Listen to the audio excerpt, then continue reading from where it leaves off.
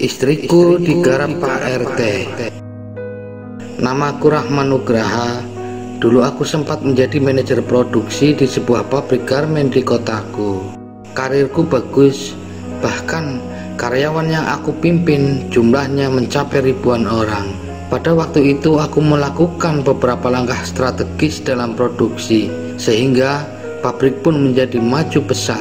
Banyak fasilitas yang aku dapatkan dari perusahaan, mulai dari rumah, mobil, dan fasilitas kesehatan yang berbeda jauh dengan karyawan lainnya, di mana tidak ada limit untuk keluargaku. Hidupku penuh dengan limpahan materi. Istriku Mona bisa dengan leluasa berbelanja di mall, pergi ke salon terkenal untuk perawatan tubuh, dan masih banyak lagi kegiatan sosial yang dilakukan istriku di luaran sana. Istriku pun meminta dibelikan mobil sendiri untuk keperluan dia kemana-mana. Di awal pacaran dulu, memang aku sudah punya gaji lumayan, sehingga istriku hanya tahu senangnya saja sejak membina rumah tangga.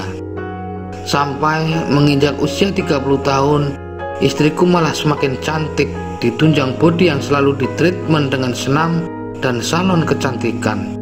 Padahal sudah memiliki 2 orang anak.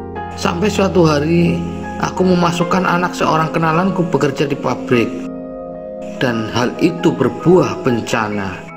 Karena keteledoran dia dalam bekerja, setengah pabrik terbakar hangus rata dengan tanah.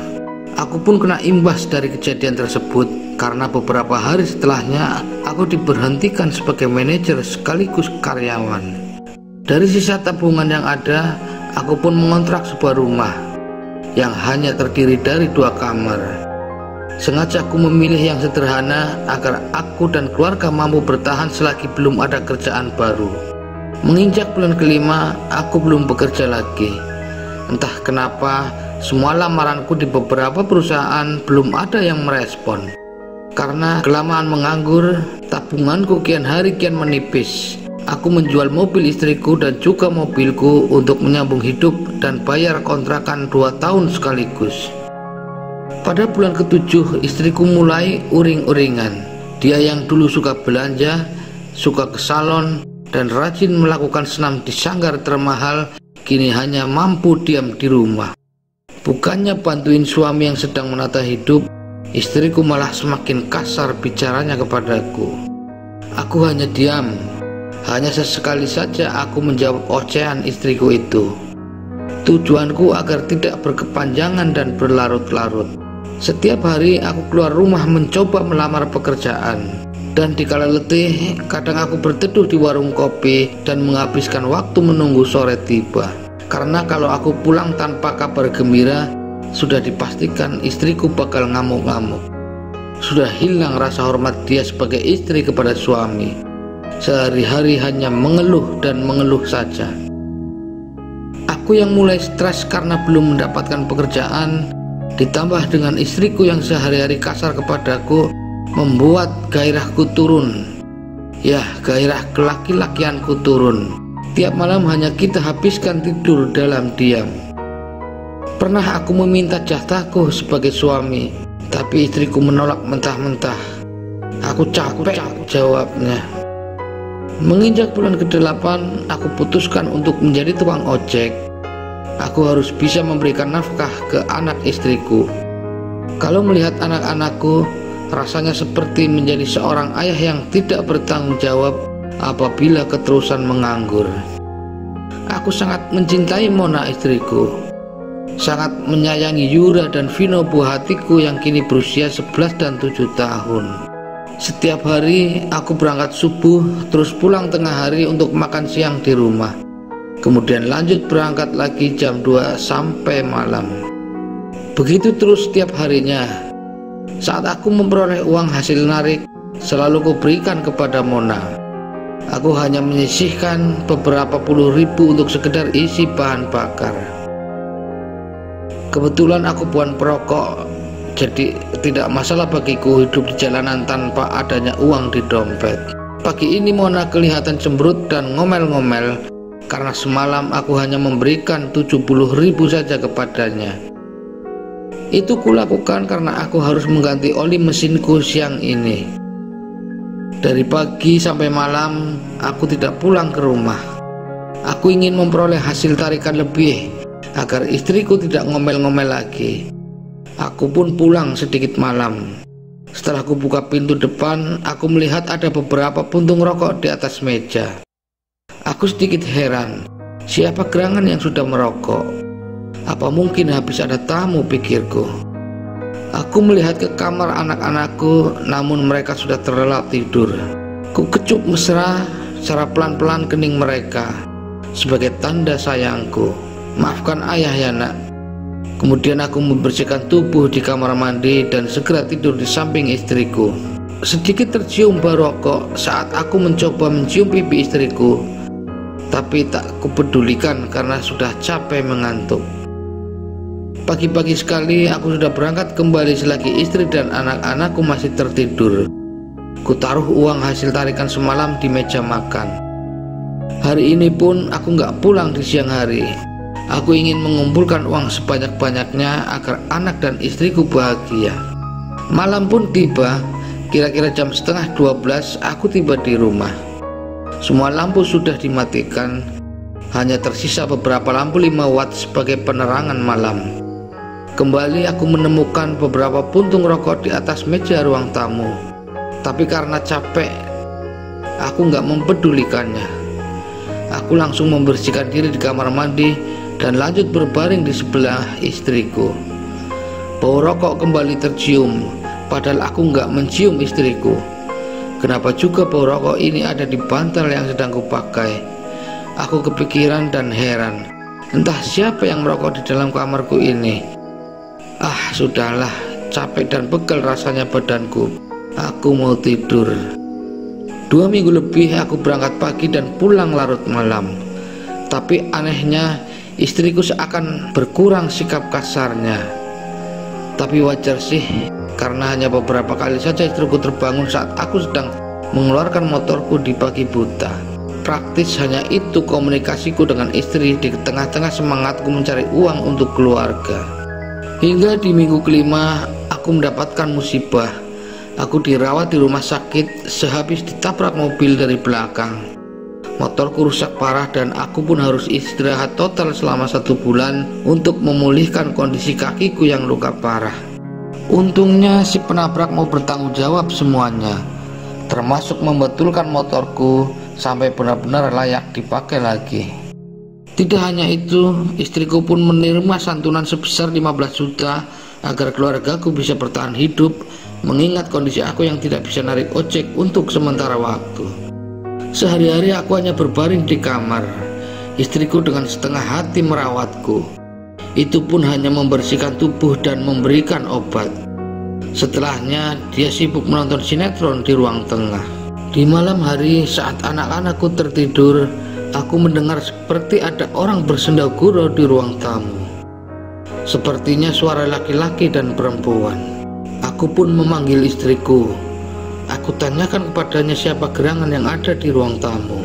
Mona menjawab kalau Pak RT datang minta iuran keamanan. Lalu istriku keluar kamar dan tidak memperdulikanku lagi. Kejadian suara orang mengobrol di ruang tamu terulang kembali. Kali ini suaranya sedikit berbisik-bisik, seolah agar aku tidak mendengar suara mereka. Aku yang belum bisa jalan hanya diam. Malas rasanya memanggil istriku untuk menanyakan siapa orang yang sedang bercanda dengannya itu. Sampai minggu keempat, di mana aku sudah sedikit bisa berjalan, aku mendengar suara istriku tertawa cekikikan, namun ditahan dari ruang tamu. Aku berjalan tertatih-tatih keluar kamar. Ku tengok jam di dinding sudah pukul 11 malam. Aku berjalan pelan-pelan menuju pintu penghubung ruang tamu dan ruang tengah. Aku buka pintu perlahan karena aku ingin tahu dengan siapa istriku bercanda. Namun betapa kagetnya, saat itu kulihat istriku sedang duduk di pangkuan Pak Darto, ketua RT kami. Kulihat tangan kiri Pak Darto sedang mempermainkan bagian depan tubuh istriku. Dan tangan kanannya hilang di balik gaun malam istriku bagian bawah. Aku terpana dan terpaku menyaksikan istri tercinta tega berbuat seperti itu. Namun aku diam saja, tak berani melarang perbuatan mereka. Tanpa terasa air mataku mengalir. Hatiku sakit, hatiku sedih. 10 bulan lamanya aku tidak menyentuh istriku karena dia tidak mau kusentuh. Kini kusaksikan dengan mata kepala sendiri, istriku dijamah dengan leluasa oleh lelaki lain. Beberapa lama aku tenggelam dalam kehancuran hati hingga tanpa kusadari mereka telah melakukan hubungan terlarang di depanku. Istriku begitu bersemangat menaik turunkan tubuhnya di atas laki-laki lain. Hancur sudah hidupku, hancur sudah masa depanku. Aku pun kembali berjalan ke kamar. Aku ambil kertas kosong yang kebetulan tergeletak di meja. Kutulis pesan untuk anak-anakku. Anakku Yura dan Vino, Papa sayang kalian. Papa sungguh-sungguh sayang kalian. Papa pergi dulu ya nak. Nanti Papa kembali setelah Papa sudah jadi orang kaya lagi untuk menjemput kalian berdua. Hanya kalian yang Papa jemput. Papa ingin hidup hanya bertiga dengan kalian nak. Maafkan Papa. Lalu aku pun ke belakang rumah dan tak lupa aku kenakan jaketku. Dengan susah payah ku keluarkan motor metikku pelan-pelan sampai ke halaman depan. Aku lantas hidupkan motor dan pergi dari rumah. Aku ingin menenangkan hatiku. Aku ingin menyendiri dulu. Aku kecewa, aku marah, dan aku benci pada diriku sendiri. Tiba-tiba ada sebuah bus malam melaju kencang dari arah depan. Aku yang sedang stres ditambah kondisi tubuh belum pulih merasa kaget sehingga aku kehilangan kendali motorku dan jatuh di tengah jalan. Dan brak, aku sudah tidak ingat apa-apa lagi. Aku terbangun di tengah ruangan yang serba putih. Di kanan kiriku ada istri dan anak-anakku.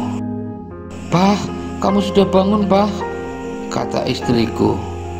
"Papa, Papa!" Anakku pun berteriak kegirangan, dan rupanya aku telah koma selama 4 hari di rumah sakit ini. Nafasku sesak, tubuhku sangat sulit untuk digerakkan. Tak lama dokter dan 2 orang perawat datang memeriksa mata dan tubuhku. Dokter bertanya kepadaku, tapi aku tak mampu menjawab satupun pertanyaannya. Yang ku ingat hanyalah bayangan istriku berselingkuh dengan laki-laki lain di ruang tamu. Sepertinya mereka sudah lama melakukan pengkhianatan ini. Pandanganku kosong. Ternyata kekecewaan ini lebih parah dari kondisi tubuhku yang sudah tidak bisa lagi digerakkan. Aku menangis tanpa suara. Hanya lelehan air mata yang mengalir di pipiku. Aku elus kepala anak-anakku pelan. Ya, hanya sedikit saja kemampuan tangan yang tertinggal dari tubuhku. Istriku tak henti-hentinya menangis dan meminta maaf. Meminta maaf atas kelakuannya berselingkuh dengan lelaki lain. Istriku pun tahu kalau aku sudah memergokinya, walaupun dia baru menyadari beberapa saat setelah tahu aku pergi dari rumah karena kaget dengan suara motor yang kunaiki saat itu. Kondisiku makin parah, kesadaranku mulai menurun lagi. Aku kuatkan hati meraih kepala anak-anakku. Kudekatkan mereka merapat ke kepalaku dan kutempelkan kening mereka sambil ku berucap, "Yura, Vino, maafkan ayah nak. Ayah sudah tak kuat lagi. Ayah tidak bisa menemani kalian lagi. Ayah minta maaf ya nak. Yura sayang, jaga adikmu, jaga mamahmu. Papa minta tolong ya nak. Jadilah anak yang baik agar adikmu bisa tumbuh menjadi lelaki yang baik. Vino sayang, kemarin nak, nurut ya nak sama Kak Yura dan Mama. Maafkan Papa Vino. Papa belum sanggup membelikan mainan yang kamu minta. Anak-anakku, Papa akan pergi nak. Janji ya, kalian jangan nakal. Jaga Mama.